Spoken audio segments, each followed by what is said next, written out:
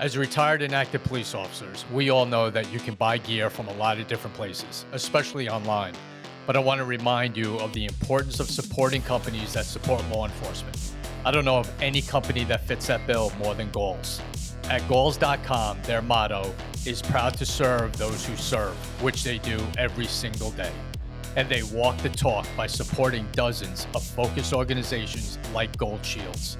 So when you're looking for gear, support our premier sponsor and go to goals.com. And for our loyal listeners to this show, use the code GOLD15 for 15% off your next purchase until October 31st. Go to goals.com today. Welcome to Gold Shields. Join NYPD veterans Tom Smith and Dan Murphy. With over 50 years of combined experience chasing drug lords, dismantling cartels, and hunting terrorists. Now they pull back the curtain, sharing raw, unfiltered stories from the front lines and the heroes who stood beside them.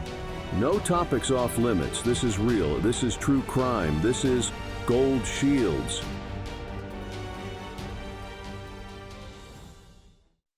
Hey, welcome back to Gold Shields. This is Dan Murphy along with my partner in crime, Tom Smith. How are you today, buddy? I'm good, man. A nice nighttime recording, which we don't do too often, but yeah, lights are dim. It's a little dark, so You it's got a pretty cool. candle burning, you getting a little, funky with yourself or something, just getting, Really, bro? Really? It's like a family show. What are you doing? burning incense or something like that. What God. did you think I meant? Dude, I'm not getting into your brain. No, I've known it for 25 years, brother. I ain't going there right now. many have tried, few have succeeded. No, no, no. They said the Irish are immune from psychoanalysis, and it's true. God. Then we're both screwed. Freud actually said that. He said the Irish are immune from psychoanalysis. Ugh. Good luck trying to get us to speak. All So, right. yeah, we have a great guest today, Tom, and we're very excited. We can't wait to jump in and start talking to her. Tom, tell us, who do we have today? Yeah, right before we get to her, just want to quick, like we do, please continue to check us out. YouTube.com/goldshields, our website, thegoldshieldsshow.com, all our audio channels, all that good stuff. And we usually do this at the end of the show, but we're going to do it at the beginning of the show, our merchandise.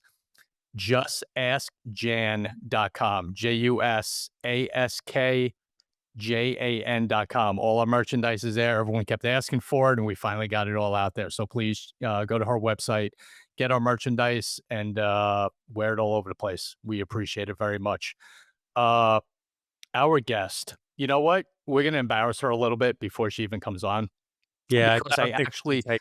I don't think everyone uses this chat thing, chat GPT. PT. And I actually put in there define badass. It has a Right. picture of Nikki, right? Well, there should be. But, slang term used to describe someone that is impressively tough, confident, fearless, and cool. That's our guest. That's our guest. That's it. Nikki Selby is just that and more. And this is how, just to let everyone know how I found Nikki or wanted her on the show. I saw a can or an advertisement for Patriot Seltzer, who everybody knows is part of the show. Jason Redman is a good friend of ours. And I saw her holding it in the picture that's going to be on a can, and it's going to be Nikki. And I immediately picked the phone up and called Jason. I'm like, who the hell is this? And he's like, oh, that's Nikki. I'm like, well, you damn well better get Nikki real quick on this show. And he just started cracking up. He's like, all right, I got it. So we got Nikki Selby on the show, who seriously now, Navy vet, combat medic, absolute incredible work that she's done around the world in war zones. We talk about, Dan, horrors of war. We've had stories on there of this, and Nikki saw it firsthand. I mean, the worst parts of war, injuries, traumatic events, all that. And we're going to get into all that. So, Nikki, it is an absolute pleasure and honor to have you here. Welcome to Gold Shields. Thank you. It's an honor to be on here. Well, thank you. We're honored. We're all honored. Now that we're all honored, let's move on. So, Nikki, tell us, combat medic we have not had the privilege of having a combat medic on the show yet, and frankly, I don't know that I've spoken to two in my life. It's just because I haven't, but I would love to hear more. What was your path that brought you into the Navy and led you there? Tell us a little bit about that. So, I mean, combat medic is when I was in combat, it was as a nurse. So, two couple of different things, but we'll kind of get into it. But no, I joined the Navy right out of high school. I thought I was gonna be playing tennis because that was my sport since I was little, and was on the tennis team in high school. And I thought, at least I'll get something college, something, and kind of screwed up my sophomore year and got kicked off the tennis team and recovered my junior year. But at that point, it was just a little too late to do anything with that. And my dad was a little pissed off at me because he had spent a lot of money on lessons and all kinds of things. And so he was like, "Well, when you're 18, you better figure it out." So I was like, "Okay, what do I do?" And my brother had kind of done the same path, and he joined the Navy 3 years ahead of me. And so I was like, "Well, I'll just go to a recruiter then." So went to a recruiter, joined the Navy, went home. And what's funny is that my dad was military, and he was like, "I don't want my kids to ever go to the military," 'cause he just hated all the bureaucratic shit and whatever. Can we cuss? Okay. Yeah, you're good. Okay. I'm a sailor. No. Um, he was like, "I'll kill you guys if you ever go to the military. It sucks, blah, blah, blah." Well, we both end up going. And like when I joined, I did it, then put a little the whatever it was on the kitchen table. And when he got home, that was kind of how I told him. And so he was not Surprise. happy. Yeah. But he also I was like, "Well, you said I had to figure it out when I was 18, and I didn't know what else to do. And my grades weren't really good enough to, I couldn't pay for college and I didn't have, grades to get any kind of scholarship or anything." So yeah, that's how I ended up in the Navy. And I thought I'm just gonna do 5 years, do the GI Bill, get out and then try to, figure out what I was gonna do from there. And that yeah, turned into almost 24 years. That's what So happens. yeah. And so I started out, I picked a job that it was rescue swimmer, air crewman. And I do things, I don't really think about things when I decide to do them. And then I get into it and I'm like, what? That was stupid. I should have researched that a little bit better. And I never learned my lesson, but I thought it just sounded cool. I loved helicopters. I just was fascinated. I never flew in one, but I was fascinated with them. And so I think that would be a really cool job. And I get to boot camp, and you had to pass the same test as the similar to like the SEALs, like any special, it's considered a special program. So you had to pass that entry physical test, right? Where it was like push ups, sit ups, and all that stuff. I was like this skinny little, I didn't work out all the time. Like that wasn't my thing. And I don't know what I was thinking. And so I was a good swimmer. So the swim was fine. Sit-ups were fine. I can do sit-ups all day long, but push-ups, my upper body strength wasn't there. And so I had to do 42, and you had to go all the way down and touch, go, and most girls, when you don't have the upper body strength, are kind of doing one of these things. And so I was doing it, but he didn't count like four of them. And so I missed it by like a couple, or no, he didn't. I did 40. I went over 42, but he didn't count enough to get to 42, if that makes sense. So he like was saying that didn't count, that didn't count. So I found myself where I didn't have a job at that point. And everyone had always said, do not join the military without a job, because what happens is you go like undesignated and you end up like on the side of ships chipping paint and doing just not jobs that anybody wants to do. So I was like, well, now what do I do? And so they're like, well, you'll go talk to the detailer again, and they'll see if there's anything available, at this time. And turned out Foreman was available. So, which is medic, right? So I was like, okay, I guess I'll do that. That sounds okay. And so I ended up doing that, go to my first duty station in Florida. And at that duty station, I see helicopters and I see a corpsman that's flying on helicopters. I'm like, hey, what is that? And so I got a hold of him and I said, what do you do? And he was just like, oh, I'm a SAR corpsman, search and rescue corpsman. And like, what the heck is that? And so he tells me like, oh, I fly in helicopters. Like we fly over water. If anyone's ever, you have to go pick up somebody or whatever, the rescue swimmer goes down and gets them. And then they bring him up to the helicopter, and then he takes over the medical care. And I'm like, that's so cool. So I was like, I'm going to apply for this. So I go to apply, and my career counselor says, she's like, "Oh, you can't do this. It's not for females." And I was like, "Why isn't this for females?" And it was just, and she was like, "Because there's no females in this." And I said, "But no females and not for female, or females can't do it, are two different things." And I was like, "This isn't combat. This is search and rescue. So why, this is the 90s." And so I was like, "Why wouldn't I be able to do search and rescue?" And so I almost, and this is what I always tell people when I'm mentoring them, is don't take no for an answer until you see it in writing. And I almost, because I was very junior to her, and I almost was like, well, that's her job. She should know. Right. And so I almost just said, okay, well, I guess I'll have to figure something else out. And I stopped and I said, can you just check the instruction one more time and see if it actually says no females? And so she goes back, checks it, and she's like, well, it doesn't say no females. So I guess you can apply. And I was like, okay. So I go and apply, and it really should have been my first clue that why there were no females. But again, I don't think about these things. And I get accepted, and my first stop is air crew school, which, for a lot of people who are in shape would be like, oh, it wasn't that bad. For me, it was really, it was brutal, and there was a lot of physical running and push-ups and all kinds of crap that I was not training myself for. But I'm very much the type, I won't quit. I'll die before I quit anything. And so I made it through air crucible, and then I get to my first duty station, and I wanted to get back to the West Coast. So, because I'm from Vegas, and China Lake, California was available. And if you know anything about China Lake, it's in the middle of nowhere, California. And that was considered a mountain rescue station. So I get there, and remember when the guy told me, he said the rescue swimmer goes down, or the crewman goes down and gets the survivor, and then you do the you stay in the helicopter and do the medical care. So I get there, and my mentor that was training me, he says, "Hey, I got to send you to rappel school." And I was like, "Oh, no, no, no, no, we don't go down. We stay in the helicopter." And he's like, "No, not over land. We go down." And I was just like, I'm terrified of heights too, by the way.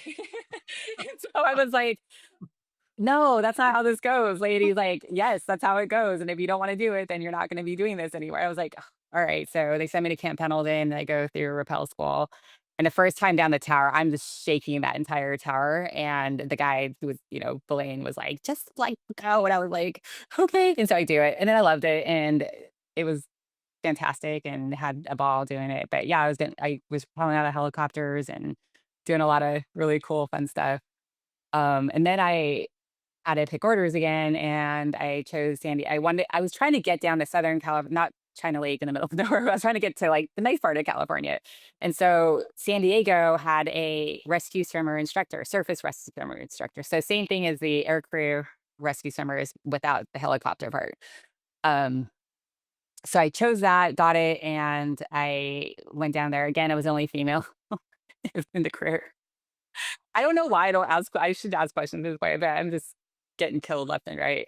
Um, Mind you, when I first joined the community at China Lake, I had one of the other guys did not want females in his community, and was like, I don't want you here. I'm going to do everything I can to get you to fail. And so he did a lot of things and again, when you say something like that to me, I'm like, okay, I'm just going to put my head down and work harder, which I do.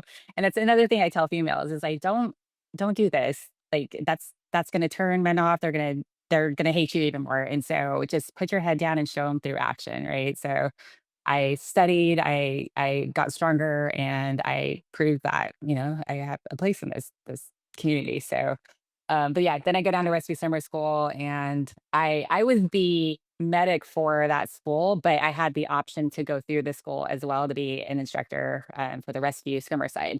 And so I was like, oh yeah, that sounds cool. And that does a very long. So if you ever watched the Kevin Costner movie The about Guardian. The Guardian, yeah. So same curriculum without the helicopter part, right? And I'm just getting my ass kicked, and like we're having to do buddy swims, and I'm, female, the only female, small. And the instructors were messing with me because I was going to be working with them, and they gave me like the biggest rock to buddy swim, and it was just, you know, they made it fun.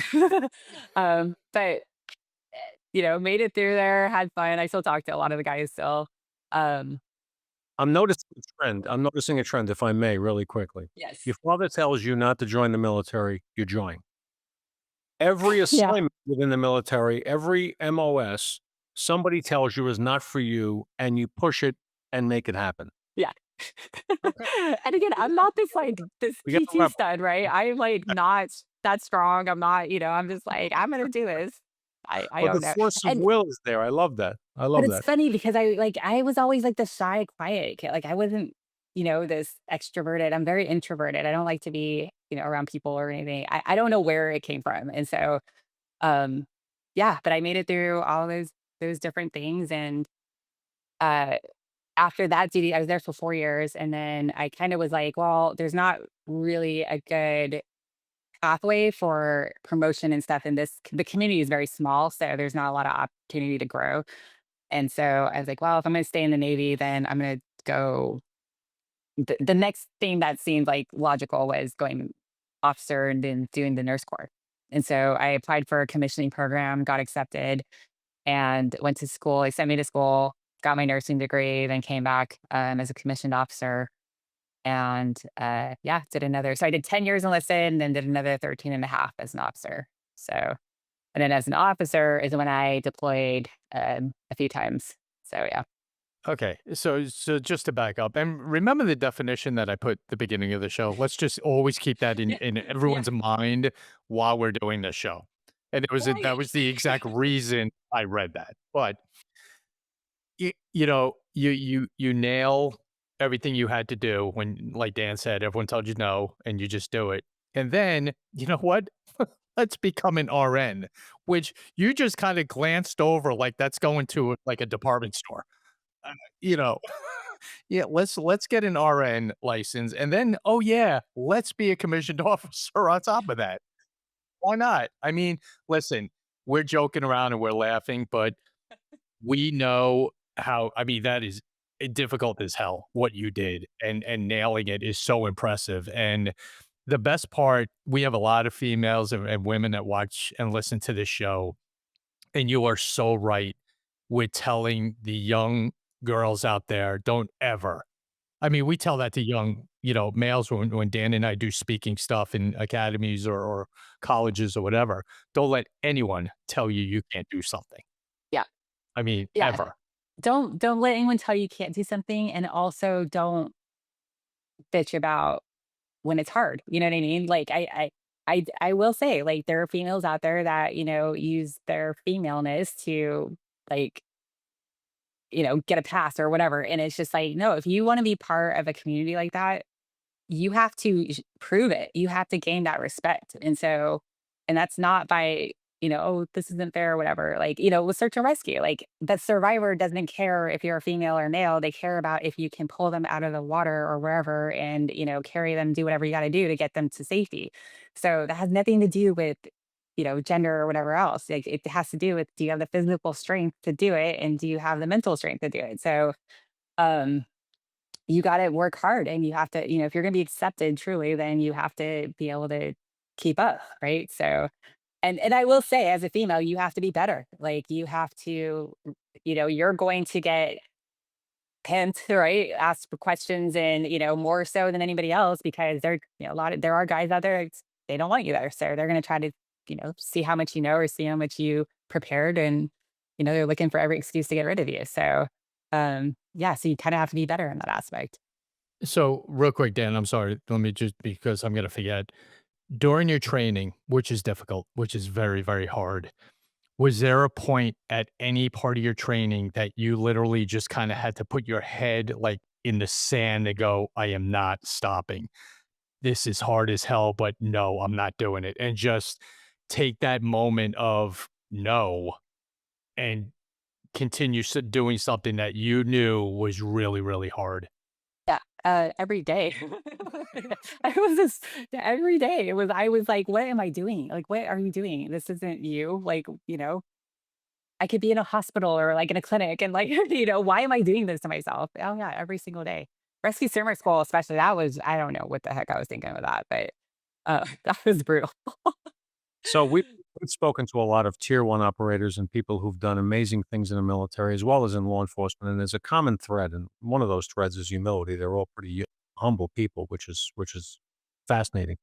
The second is that they all have this mindset that if you think for a second, if you allow yourself to go into I can't do this mode in your head, you're probably going to be done. and you have to have that iron will. You have to have that determination in your head. I am absolutely doing this. There's no second place. There's no dropping out. I'm not ringing bells. I'm not stopping. So I give you a lot of credit for having that. And that's what propels people to greatness in the things that they do. Right. I Well, mean, greatness or death. So yeah, I mean, I've done a lot more in my life where I'm like, why do I keep doing this? Like it's just it's I so bad. Like, yeah. I mean, I made it out of this one thing, I'm safe, but yeah, now I'm going to do something worse. yeah. It's almost like a weird addiction to seeing if I don't know. It's weird. Well, Um, you're somewhat of a adrenaline junkie, which is good, but I never which would have considered myself that. Like I was the girl who wouldn't touch a roller coaster until I like was forced to by my cousin when I was 16 years old and I was is Space Mountain at Disneyland and I was freaking out. So that's why I'm like, I don't understand who this is. Like, this was never me. So, yeah, when I went nurse corps and then I was in Afghanistan, I found myself in more crazy positions that was like, I remember I was crouched down. I had so I was part of a damage control surgical team, which means, I don't know, were you Marines? no, I was nope, neither one of us. Looking for powerful defense without the mess? Meet Impact, a revolutionary line of chemical irritants designed for law enforcement, military, and personal protection. With no blowback, no cross-contamination, and easy cleanup, Carry Impact delivers unmatched stopping power without the hassle. Whether you're in the field or on the street, safety should never be compromised. Protect yourself with the next generation of defense. Carry Impact, stopping power, redefined. Have you ever wished you could go back in time and see the events that shape the true crime cases that fascinate you? With newspapers.com, it's like having a time machine to the past. Dive into more than 1 billion newspaper pages from 1690 to 2025 and relive the headlines that shocked entire towns. Explore newspapers from the US, UK, Canada, Australia, and beyond with a simple search. Read the breaking news as it happened, crime scene reports, witness testimonies, and courtroom drama. Explore forgotten clues and see how the media shaped the narrative of infamous cases. But it's not just the major stories. Newspapers.com lets you dig into local mysteries, missing persons reports, and the small-town scandals that history forgot. It's the closest you can get to being there when it all unfolded. So, if you're ready to dig deeper into the crimes that keep you up at night, start your journey today at newspapers.com. Use the code GOLDSHIELDS for an exclusive 20% discount on your subscription. So we support the Marines for medical, right? They don't have medical. So I was out with the Marines in Afghanistan and as part of it, what's called a damage control surgical team. So it was like a role 2 is what we would consider it in medical terms. Role 1 would be point of injury. So the guys that are actually in, combat. And then we are the next level. And we are like a team that we can take over a hard structure and turn it into an OR. We can pop up a tent. We can, just make a makeshift tent OR just to stabilize the patient if they can't be stabilized through tourniquets and, other means. So if they have like core injuries or whatever and they are bleeding out, then they would stop with us. And then we had a surgeon, we had an anesthesiologist, I was a critical care nurse, and then we had a couple of corpsmen. And this is where the military, they don't think ahead quite not too well, right? So you have a lot of administrators that make a lot of decisions, but they don't understand the actual operational part of it. And so what they were doing, they were putting advanced medical care farther forward than your big level 3s, right? Your Kandahars, your Bastions, and big hospitals. Um, but we were that interim part, and they're like, oh, if we can push advanced providers farther forward, then we can save more people. Which, yes, because most of the guys died from bleeding, right? So if you can get to that before they bled out, then, and again, you had to do through surgical means if it wasn't like a limb or whatever, they couldn't stop it through tourniquets. What they forgot was the transport part from that level to the level 3s. And we had dust off, we had the PJs, we had all these guys out there that were doing the intra-theater transportation. But at the time, those guys were not critical care trained, which means that when we touch them as an advanced provider, they're now a critical care patient. They're not a point of injury, scoop them up, package them up, maybe throw an airway in, get them to the hospital. They are now critical care, which means they are intubated, they are on a ventilator, they have, sedation going, paralytics going, like all these advanced medical things that paramedics at the time were not trained to do. So my first, and I heard this was a problem, but you like, oh, they fixed it, right? Because it was a problem in Iraq in 2003 and 2004, and apparently they didn't fix it come 2010. Even though nurses were like, "Hey, this is not okay. Like, we're not trained to do this." Because what happened was we would call in at the 9 line for the desk off was our main people that would transfer our patients. So we called the 9 line and the paramedic, my first one, we were out in it was a combat outpost near Pakistan, combat outpost Maine. And so the crew was coming from Dwyer and they come in and it was like we're approaching the guy, I think he had a bilateral injury or two. It was a bilateral or no, he was missing a leg. And so we got him in, cleaned him up, and I had volunteered to fly because again, we didn't have that the paramedics were not the people who could do it.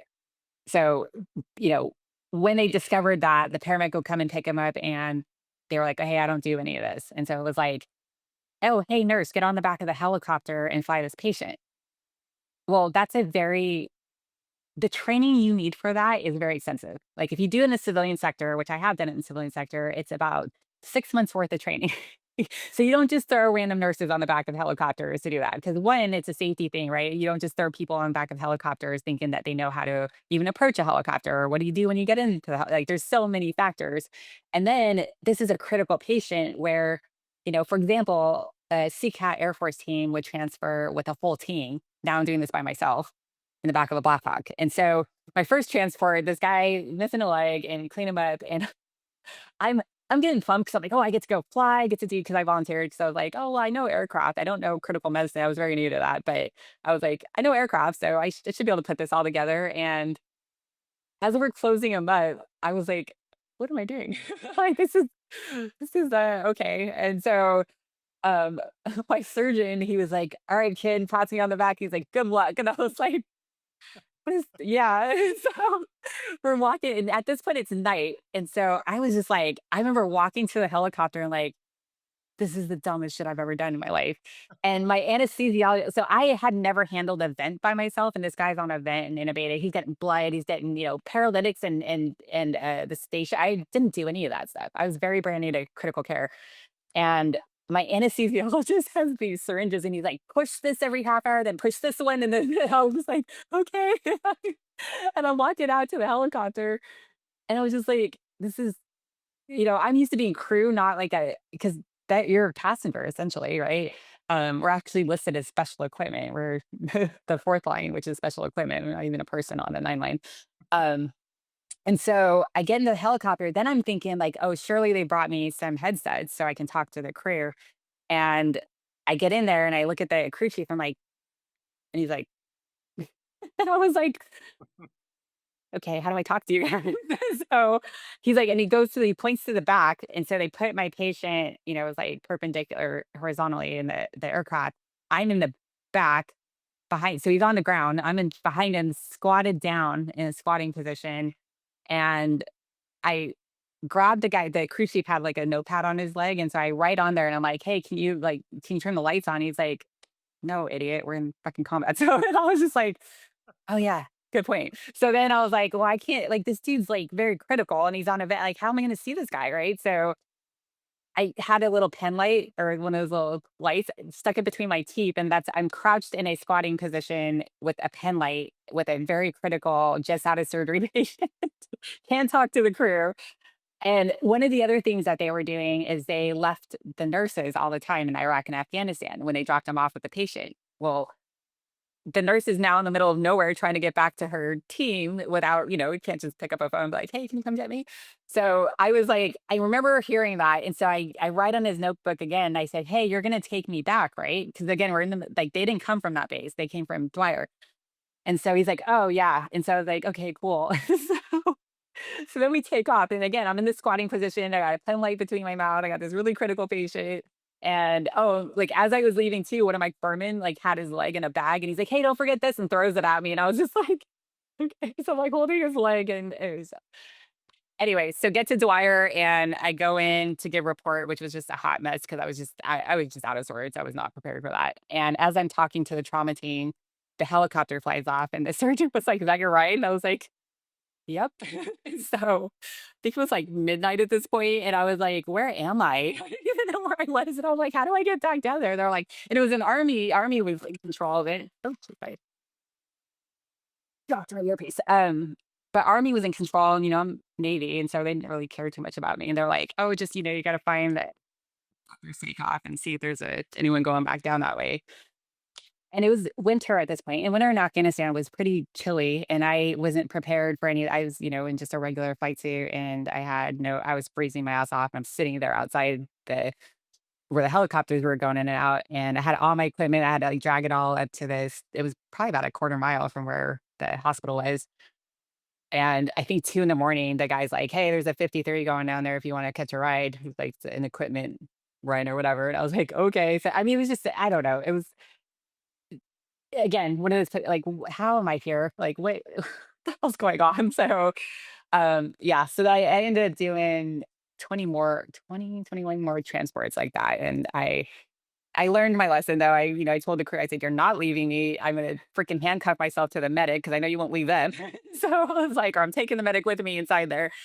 And so it got better after that, but it's still, I came back and I said, "This is not okay. Like you cannot put people in these positions completely untrained, no equipment, no way. Like it was just bad." And so I made it my mission after that to try to change the culture of how they did that out there. So um, yeah, sorry, long story short. Short No, story long. that's hey, this is why we're here, because, you don't hear stories like this. You see images and you see, videos of, these transports or pickups or anything, but to hear it firsthand is something we haven't had, especially on this show, but people don't get what it takes to do that. And, you know, the one thing I got for you, Nick, is going there and doing all that, how is the mental part of it? I mean, you're in a war, you're seeing destruction of human beings and, people on our side, how were you just dealing with that mentally being there? I was good for the most part. I'm a really good compartmentalizer, so I can really like turn things off and not think about it. The one time I kind of lost my shit was when I was back at Bastion and because we were going from Payne up to Delaram. And so we stopped at Bastion and my surgeon was like, "Hey, go get some experience in that." Or because we weren't OR nurses, but we had to be everything when we're out in the tent, right? Because you don't have the whole team. And so he's like, "Hey, go get some experience in the OR and, learn like some instruments and stuff like that." I'm like, okay. So we go over there and that morning was when 3-5 took over singing, and we were just getting, like, income it was crazy. We didn't know what was going on. We're like, "Why? What is happening?" Um, because I don't know if you're familiar with Fashion, but it was run by the British, and it was a open bay type of OR. So there were, like, 6 OR beds, but it was like you could see it was, like, singular rooms. It was one big room with 6 OR beds. So you've got surgeons on every bed and the team around them, but there's just, like, people everywhere, blood everywhere, limbs everywhere. And so we kept getting the Marines where they would have this injury it was like bilateral amputations and then their genitals. And the theory was like because they're so weighted down with all their equipment and they step on an IED instead of like kind of being blown off to the side, maybe one or whatever side being affected, they would just be there on top of it and it would just go right through the core, take off the legs and then their genitals. And so I was like, I cannot see another 20-year-old without his freaking pitas, right? So we're one morning had a bunch of incoming and the OR team stays behind the line and let the trauma team do their initial, get them situated, get them stabilized, and then we start picking what's the worst case ones, right? And then start bringing them back to the OR. And so I'm just looking, and they brought in this guy, and he didn't have a leg, and his other leg was somewhat there. But I saw his penis, and so I was like, "Oh my god, thank God he's got his penis." And so we bring him back, and he ends up on my table, and I'm helping my surgeon cut off the other leg, so it was bad. And I see the general surgeon, because my surgeon was the ortho surgeon, and the other surgeon, like, grabs it and cuts it off, and I was like, I lost my shit at that point, and I was just like, "What are you doing?" And he was like, "There's nothing there," and it ended up being, the heel of his boot had, like, just blown up into him, and what I saw was just the skin, it wasn't anything in there, and it had just shredded everything in there. He, like, pulls out the heel, and he's like, "There's nothing in there," and so I was just like, "Oh my god, this kid doesn't have legs or a fucking dick now." So, yeah, it was just that was my one kinda moment where I was like, "This is I what." And I remember once the surgeon cut off his leg, I'm laughing, but I'm not laughing. Um, humor, you gotta, like, keep saying somehow. Um but he cuts off his leg, and I'm holding his leg, and I just remember looking around, and, like, there was, like, arms in biohazard bags, legs everywhere, blood everywhere. I'm, like, slipping on all this shit, and I was like, "I'm in the movie Saw." Like, this was like a horror movie, and so it was just a very surreal moment, but yeah. Wow. Tom and I have been around our share of violence, but, the extreme and the extent to which you saw and had to deal with, it's one thing for us to stand over a crime scene and, but it's another thing for you to have to get your hands into it and do as much as you had to do. Nobody could blame you for finding a defense mechanism as we often had to do with the violence that we saw. And sometimes it's just you have to laugh because if you don't, you're going to just break down and cry because, this individual in front of you is somebody's kid, somebody's brother, and, or sister. And, thank you for doing, first of all, what you did because I can tell how much you cared about what you did. You're finding humor in the surroundings about it, right? Like getting on the aircraft craft and having no ability to communicate with anybody. That's all the kind of stuff that stays with you because it's just so bizarre. But the reality is the situation is so bizarre. It's just so not normal. Like the vast majority of the world would never see what you had to deal with or do what you had to do. And so, but there are a lot of people alive today because people like you and you did what you did under horrific circumstances. So thank you for that. Yeah, we did lose a lot of nurses in mental health after, like, they would come back and we're just like, "I'm done with this," and I attributed that to a lot of, we just were not trained for that. So it's one thing to see it, right? That's you can't really train for that kind of thing, but at least if you're properly trained to, what to expect, I guess, and then have the right equipment and, actually feel confident, somewhat confident in going into something like that versus just getting thrown in the middle, like, just get on the back of the helicopter and fly. And it's like, this isn't how this works. That's not how you do things. And so, and a lot of, medical types, we're very type A. And so we put a lot of the blame on ourselves if something goes wrong, even though we weren't trained for it. And so a lot of nurses just couldn't really deal with it and would blame themselves if anything, if there was any bad outcomes. And so I had to tell a lot of junior nurses, like, "This isn't your fault. Like, you were not trained properly. You did what you could with what you had." And so, like I said, when I came back with a vengeance to change that and to get training for that particular circumstance. And so, um, put in, like, a good, I don't know, 7 years, however many years into trying to get that changed, and we had made some headway, and then I think it kind of reverted back after I retired because I had one of the COs from Pendleton was like, "Hey, remember that training program you put together? Can you come back and, like, teach?" I was like, "Well, are we back to square one again?" So it's, 20 years of this, and we're still doing the same thing, and it's just yeah, Well, so you just laid out half the problems in the military and law enforcement, first responders of people in power, people in charge don't listen to the people who are doing this every day and don't, understand that your experience and your insight into what needs to be done is absolutely priceless. And it happens everywhere. It's all over the place. And that's where leaders need to look at their people and go, what do we need? You're doing it. What do we need? And then, support what you're putting out there. And, hopefully, they woke up a little bit and start listening to you. But I want to get into after after the military with you. But just real quick, I just want to take a second and thank our premier sponsor, Goals. Goals is a big part of our show, big supporter of ours. Make sure you go to goals.com and check out all their stuff. Use our promo code GOLD15, get 15% off your purchases. And that's something Goals did for us that we could pass on to you, and also on tacticalgear.com as well. We love having them. So please support them. They support us. They support law enforcement, all first responders. So please go to goals.com.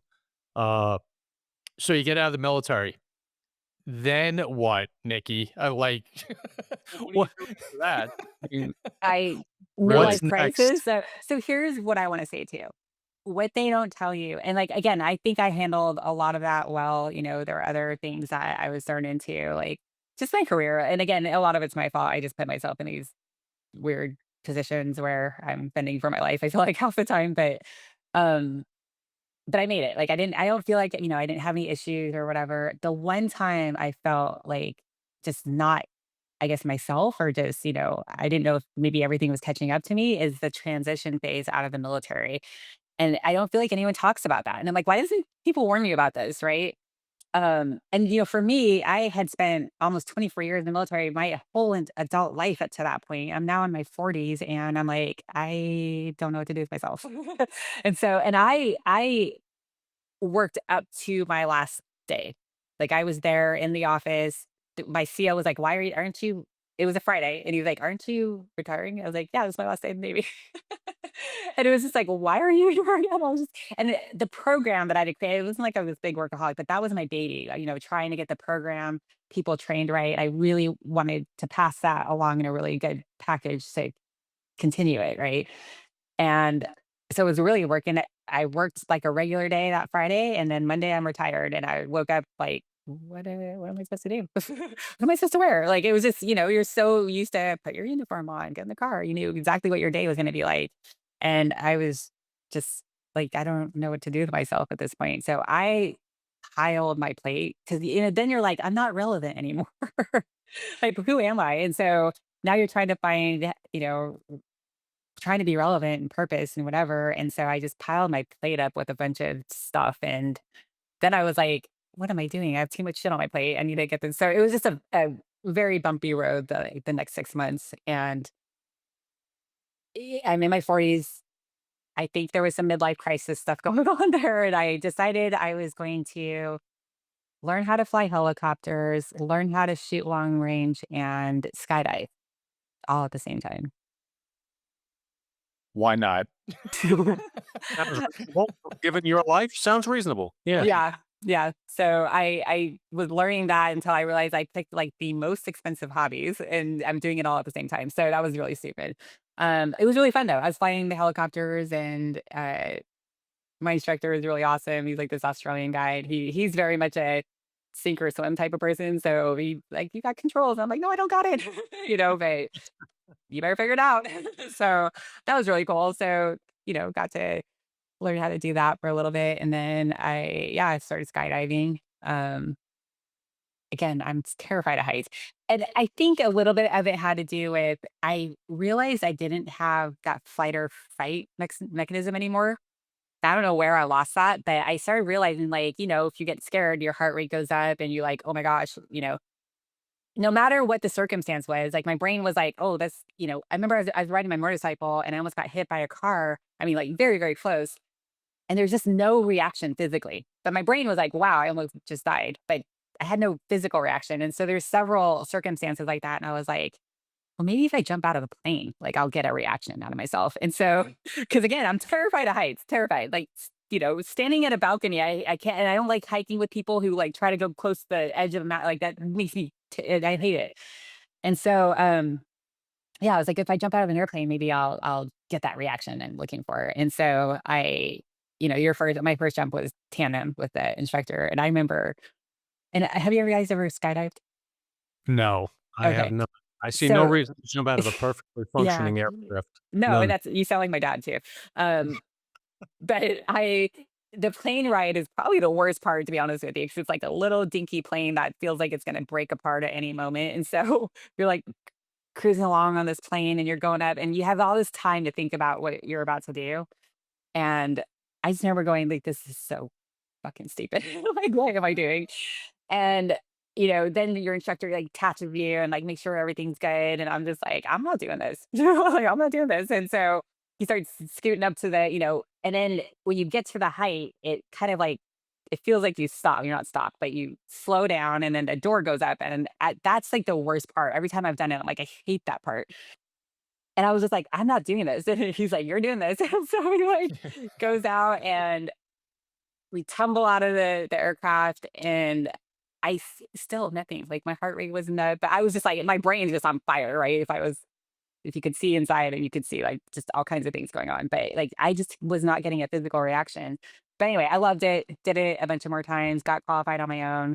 Um, and then yeah, it just got very expensive. And I also kind of came to like, I'm like, I'm at that point, mid 40s. What am I doing? I had a knee injury at one point. Like all I need is like a bad landing, which I had a couple of rough landings. And so I was like, I can't afford to be broken. So so took a step back from that. And then the one that kind of stuck was the long range shooting. So I ended up doing that I still love to do that. I just don't have the time now. But I bought a custom rifle and I love it. Like that fits my personality because it's like you're by yourself, every detail counts and yeah, I like it. The, please tell me at some point before I get to my next thing I want to ask you. Please tell me you're writing a book. I mean, you have to. You really have I to. mean, there's not one thing that shouldn't be in a book.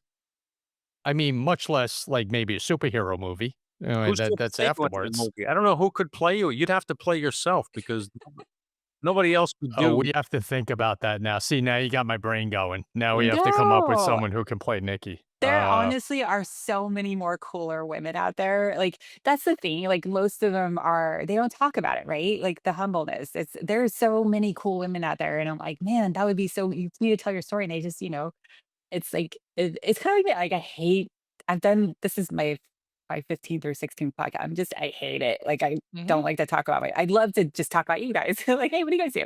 Um, so I don't yeah, I've had a few people say you need to write a book, but I don't know. I don't think I could do that. one day, one I day. Maybe one day. You're right.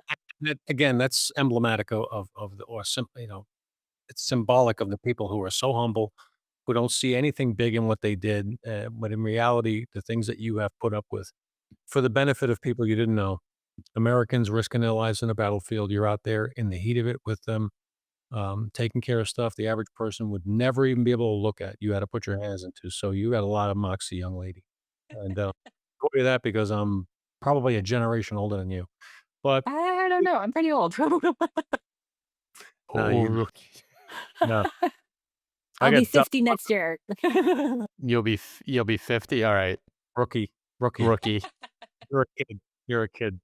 But we know that you're involved in some stuff now that we want you to talk about because Yeah. it's important for our audience to hear about it. Please tell us about your other stuff that your passion. Patriot is a premium whiskey hard seltzer. We've carefully crafted 4 flavors that not only taste exceptional, but can be enjoyed on any occasion, anytime. We're committed to giving back 5% of all profits to the core groups we call the backbone of America. We are proud to help those who serve our great country. This is America's Seltzer, the brand that stands for quality, community, and the American spirit.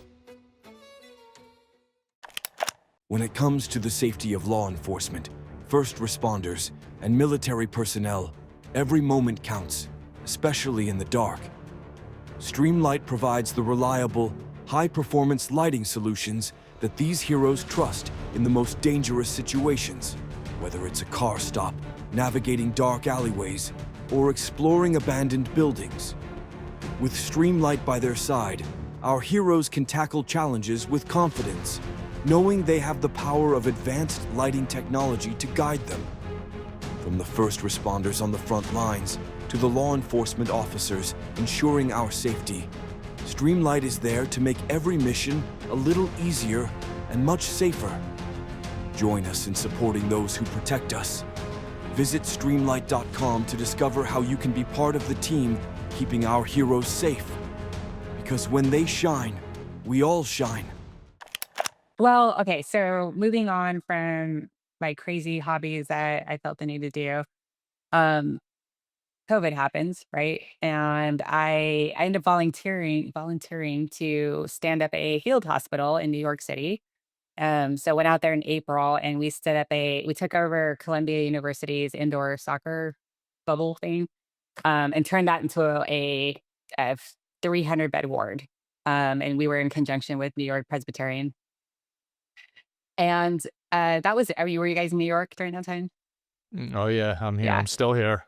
Yeah. So that was crazy because, New York City is just lively every hour of the night. And I remember flying into New York and looking down and like not seeing cars or people or anything. I was like, I'm about to enter I Am Legend movie. Like there's any Right. zombies coming out. Like it was just so You're eerie. right.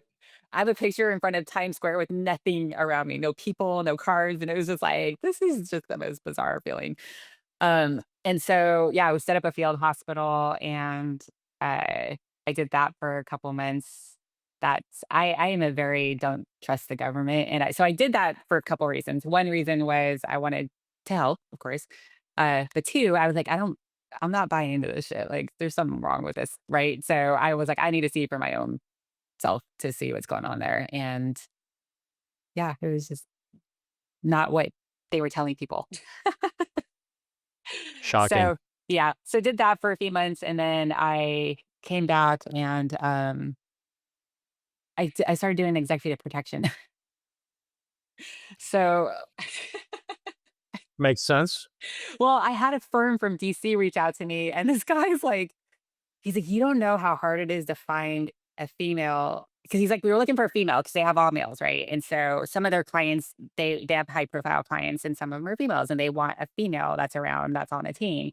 They just felt more comfortable with that, and so I guess this firm had been looking for a couple of years, and one of them had landed on my profile on LinkedIn, and they reached out to me, and they were just like, "You don't know how difficult it is to find a female," because they wanted a female, but a female that can mesh with like a lot of those guys on that team are like former special operations and military, and so a female that can mesh with that kind of environment, and who could also shoot and who could live out in austere conditions and kind of wherever you are, and so um yeah, so they were after me for a little bit, and I finally was like, I don't know anything about executive protection. They're like, no, no, no, we'll train you. It's fine. So, yeah, so I did that. And I just, you're following very rich people around the world. And it sounds glamorous. I was in a lot of really cool countries, but you don't get to see any of it because you're following these people who all they do is meetings and meetings and meetings. It's like, when is it ever enough for you? Like one of our clients had $28 billion to his name. And it's like, you're still going, you're 70 something years old and just going like, you're not dying with this that I know of. I don't know. Maybe they know something we don't know, but it's like, when do you enjoy this? And so I just, and then like these people are the ones who make the rules for the rest of us and they don't live in our reality at all. And so I just was like, I'm not putting myself in front of one of these people if we're in danger. Like I'm no, like I don't like these That's one of people. the So greatest myths about executive protection and Secret Service. Everybody seems to think, "Are you willing to jump in front of a bullet?" Well, anybody knows anything about ballistics knows you ain't jumping in front of anything. That thing is marked when you hear it. So that's the beauty of that. So stand a few feet away from you, protect the. because I was just like, nope, I'm not. Yeah. So I just I did. I mean, I'm still on contract with them. I mean, they can call me up at whatever, but it's not my thing. Like it just sucks because it was a lot of work and a lot of work as in like you just never got to relax and you again are in gorgeous countries and can't see any of it and it was just I don't know I wasn't really into it so That's what I was just gonna say. It's like it's a lot of work for what? yeah there's just no There's no end game.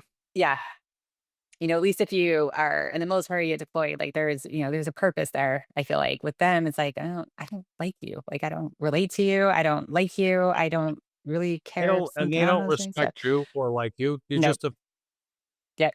So I just, yeah, not my favorite thing. So anyway, did that for a little while. And then, I decided to switch gears completely and open my own business.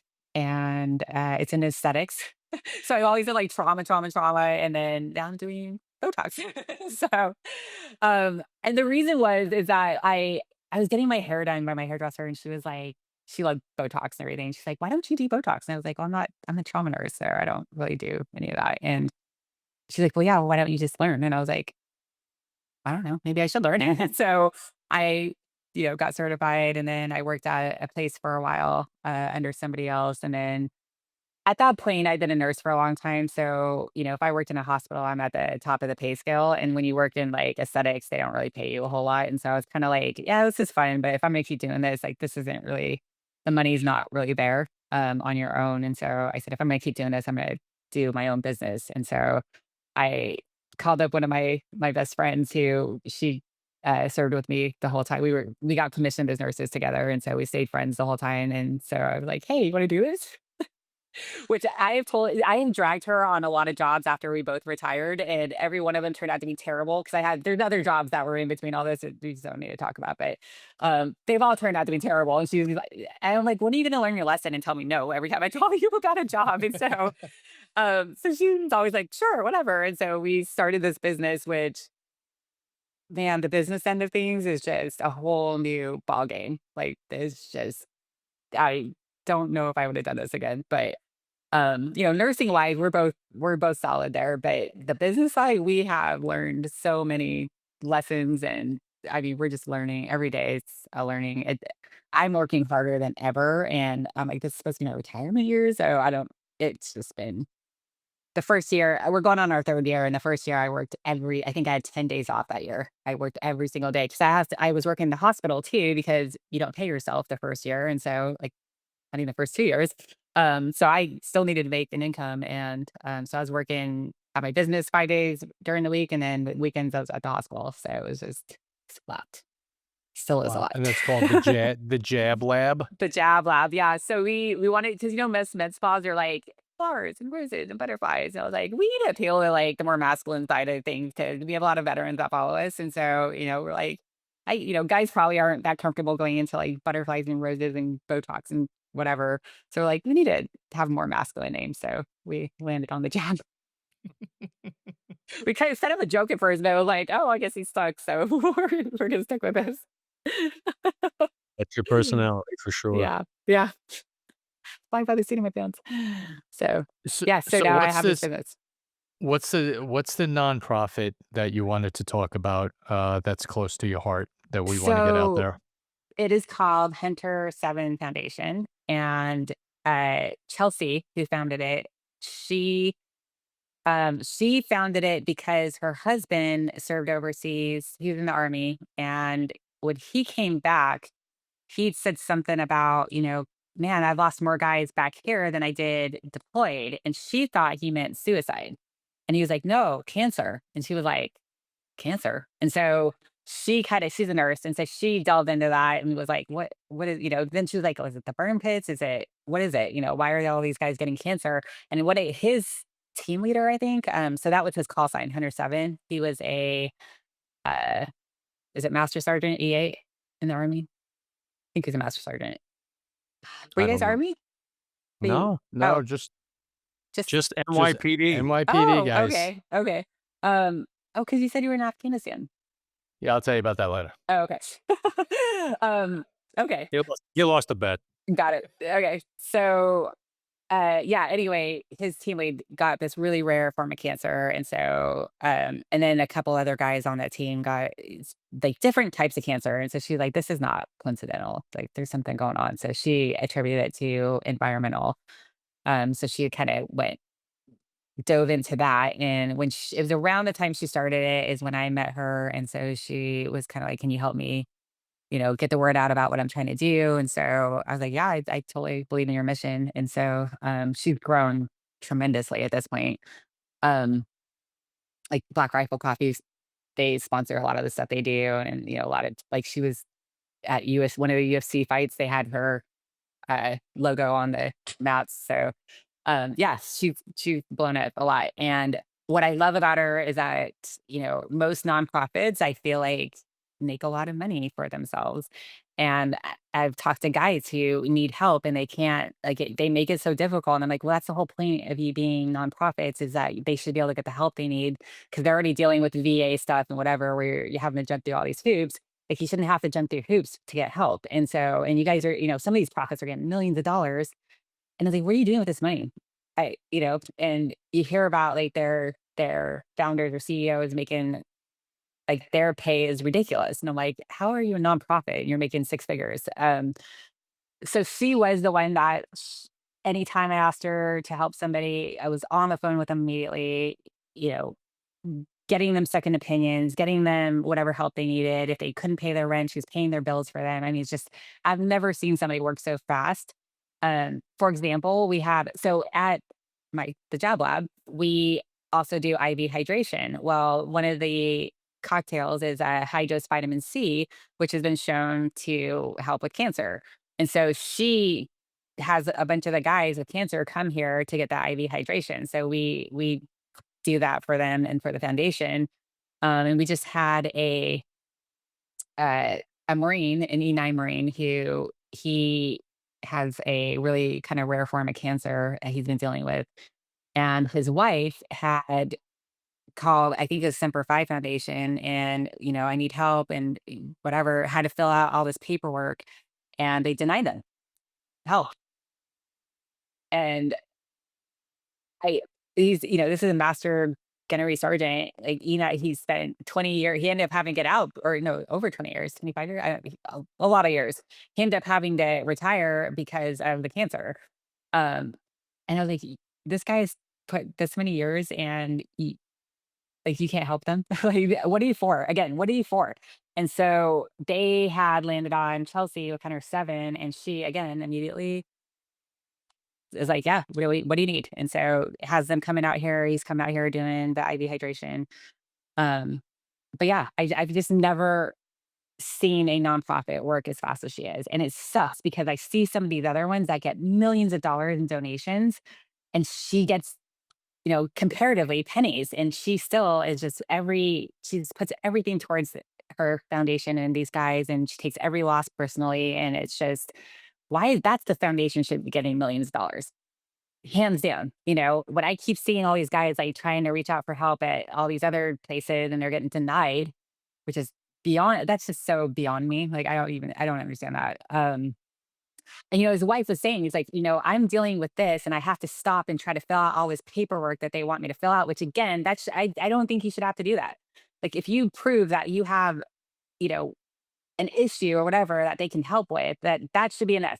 You should not be telling people who are going through whatever it is they're going through that you have to fill out this paperwork and then it has to go for approval and blah, blah, blah. Again, that's the bureaucratic mess the military does. That should not happen with nonprofits. You have millions of dollars. Like, that should not happen. So it should be a very quick process. They should be able to prove whatever it is they need to prove to you and then help them. And then, again, she's like taking time away from her husband and filling out this paperwork just to be told no. It's So, insanity.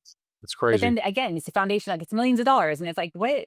It, I get so angry. Because it's just like, Well, you can tell you're passionate about it, and that's a good thing because passion is what can drive things, and your passion is palpable. Right now, you're talking about a Hunter Seven Foundation, the Hunter Seven Foundation.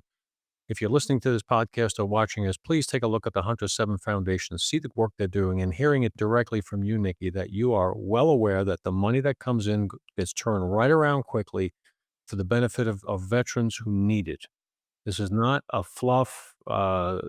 Your friend is not taking a $600,000 salary and flying first class and staying at five-star hotels like all these other phony balonies that run a lot of these organizations are.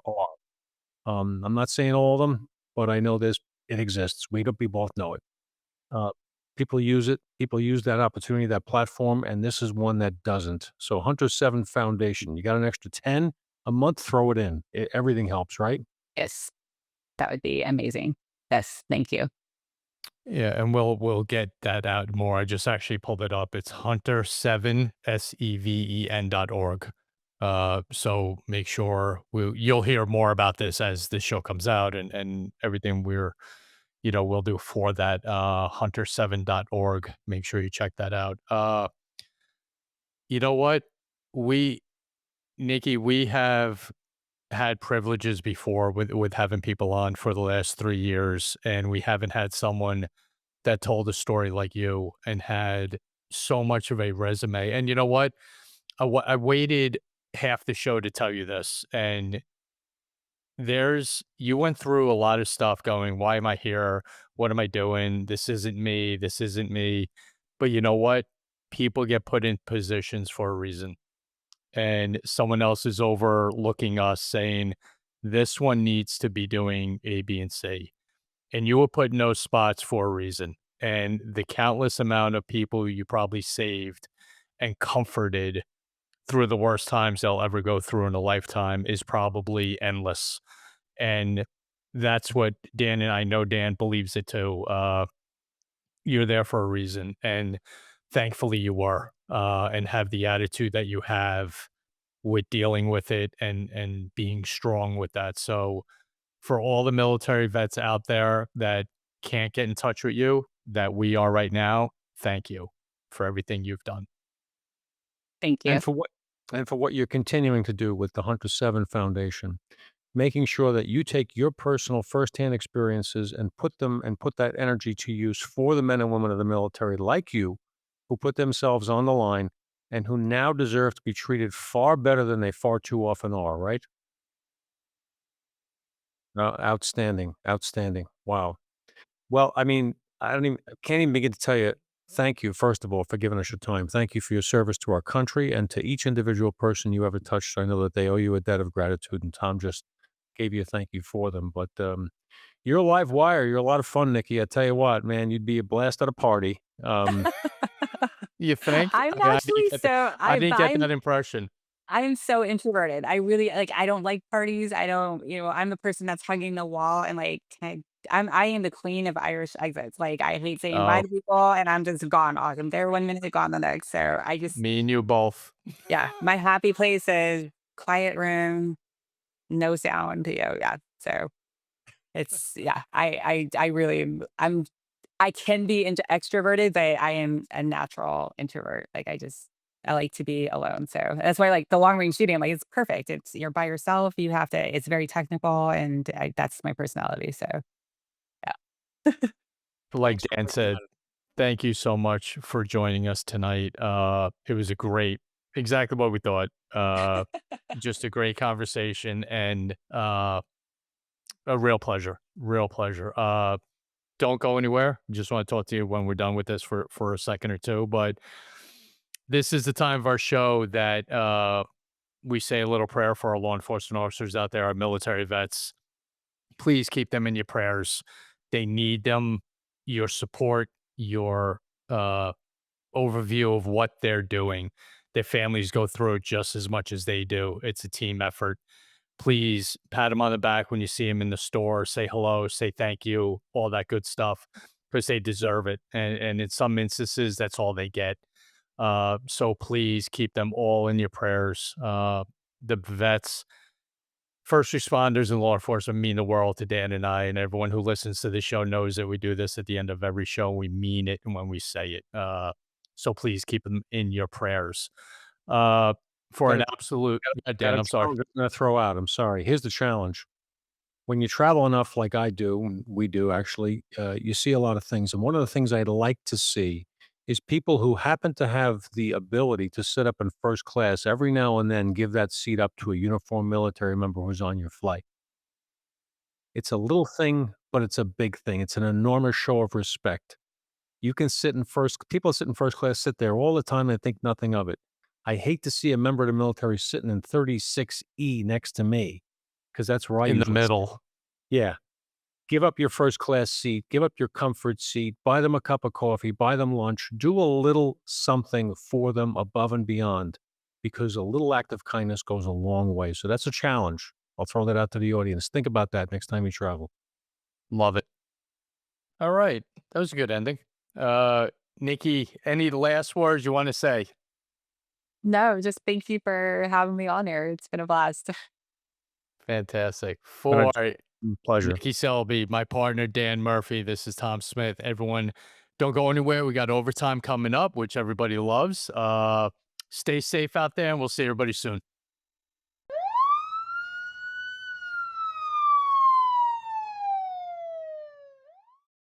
As promised, we are back with OT, the overtime. Cops love overtime. Tom, what else do they love?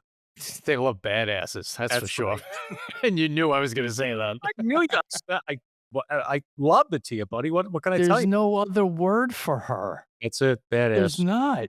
I mean, we've used that term before, and all that, but I mean, my God, it was one after another. And then, oh, what the hell? Let's learn how to fly a helicopter. Yeah, yeah. I think I'll do that. I'm gonna do some long range shooting, and then I think I'm gonna, Be an fight RN. jujitsu experts on in the middle of the ocean. I mean, whatever it is, that's a crazy challenge. She gravitates to, and then says, "What the hell am I doing here?" And then she But accepts. nails it. Yeah, yeah.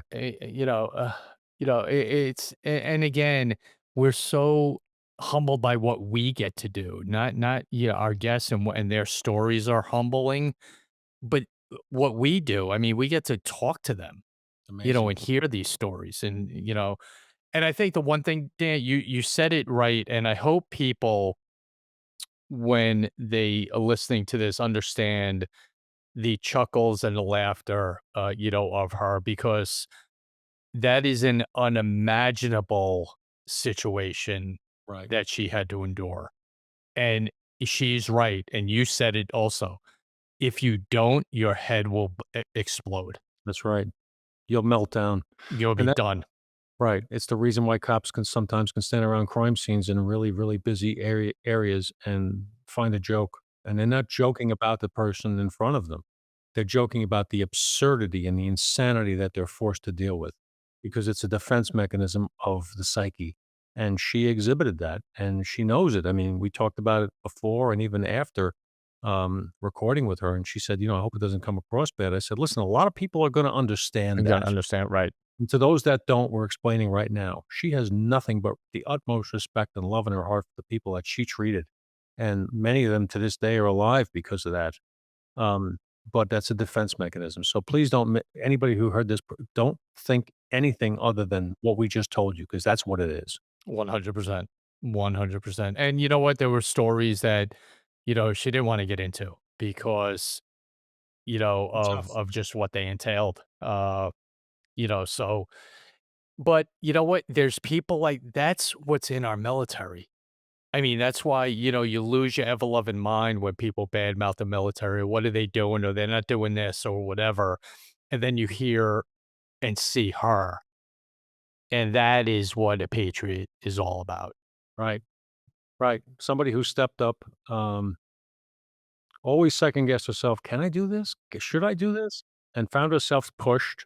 Everything happens for a reason, like you said. And she was in positions where she had to do incredible and sometimes horrific things No, to I help can't save the even. lives of young service people overseas in combat, and she's still forging on, trying to do something good for them through the Hunter 7 Foundation right now, and we hope everyone who's hearing this will at least check them out online, and if you have it in your heart, throw a few bucks to them because they are doing work immediately for those who reach out that need the help, and there's plenty who do, so just Yeah. keep And that. you know what? It's so right. How many times do we, 9/11, we talk about the cancers that were down there and you think of the military so much of amputees and the mental health crisis, but you never think of the cancers Yeah. that they're coming back with. And it should, but it was eye opener for me because I was one of those that, when she says it, you go, oh damn, right. You don't think of it that way. And Yeah. to have that organization focusing on that is enormous. Yeah, she's really doing God's work in many ways because that's one of those unseen killers. Now, my uncle, who was a Marine and fought in Korea very bravely, was wounded there and everything. He passed away very young from cancer related to the defoliant, Agent Orange, that was spread throughout Korea, so the troops could see the enemy. And he passed away probably at age 40 or so. I remember it was very, very sad. That kind of stuff happens in wartime. There's a lot of material over there that can be carcinogenic, and it has to be there for some reason, right? I mean, Right. so The burn pits, all oh, that yeah. was going on there.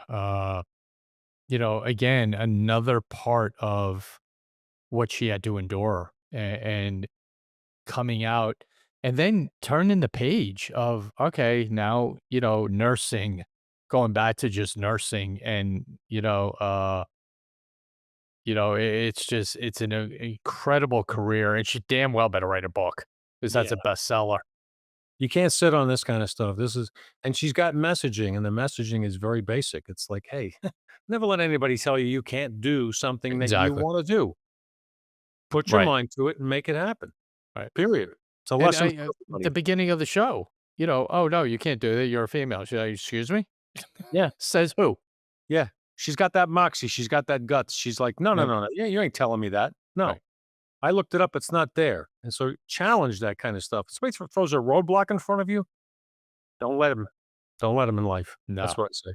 That was a lot of that was an extraordinary show. That was a great interview.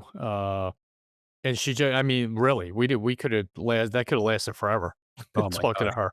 She's so full of life and energy, and for those who are not watching it, you had to see her very animated in certain ways, always smiling, got a great outlook on life, and just wants to do some good. She wants to help people, and, you gotta love that. People who learn and go through a lot and then come back and wanna help, and that's what she's all about. Yep. And we're gonna do what we can with Hunter Seven and see what we can do with that for sure. And that's the other great part of the show. We get to do things like that. Uh, Exactly, exactly. so Dan, Let me who do we thank got to thank for our overtime segment? As always, we wanna thank our friends at Fairline Services, fairlineservices.com, uh, a superior security services organization based in the upper Midwest, but national in reach. Fairline Security Services, whatever you're looking for in the security realm, and it's a wide variety of offerings they have. They are top shelf at everything they do. They're true professionals. They have my respect. I've worked with a lot of security companies in my career, hired them on as a CSO, fired them as a CSO. Fairline is one that has my respect and admiration. They do a great job. Fairlineservices.com. Look them up. Fantastic. And as always, real quick, just at the end, goals.com, tacticalgear.com, our promo code gold15, our website, thegoldshieldShow.com, hit up on the top apparel. That'll take you right to our merchandise, which Dan is showing off right now. I'm wearing my Gold Shield shirt from Just Ask Jan. Outstanding. Yep, it's Comfortable. great stuff. I'm getting feedback already. People down and people listen to our show. Few people down at Brother Bruno's have their Oh, yeah? sweatshirts and hoodies. Uh, Awesome. Loving it. So it's a good thing. Shout out to the Brother Bruno's team. We love them. And also shout out to the team from Don Roberto's in Staten Island. Absolutely. Take Fantastic people. But another one, bud.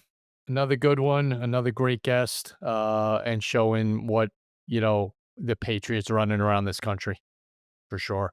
We're blessed to Nikki have them. Nikki Blessed to have Selby, unbelievable. Everyone out there, please continue to support us. We love it. You have no idea what it does for us. Thank you for everything you do. And Dan, have a great night, partner. you too. We'll talk soon, brother. Be well. Everybody, take care. Stay safe. Stay safe, everybody. Night.